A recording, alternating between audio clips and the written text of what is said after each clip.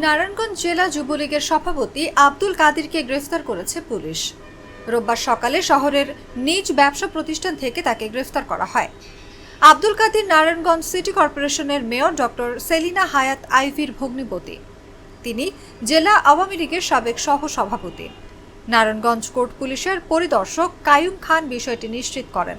আসামি আব্দুল কাদির উনি নারায়ণগঞ্জ জেলা যুবলীগের সভাপতি এবং জেলা সাবেক সহসভাপতি।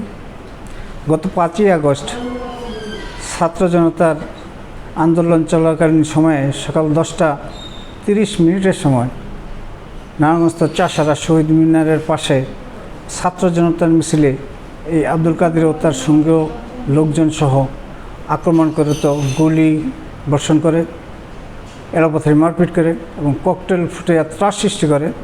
তাদেরই আঘাতে গুলিবিদ্ধ হয়ে অত্র মামলার বাদী আদুরি বেগম এর দেবর স্বাধীন মিয়া হাসপাতালে নেওয়ার পথে মৃত্যুবরণ করে। তৎপ্রেক্ষিতে এই মামলার সে এজাহার নামী আসামি।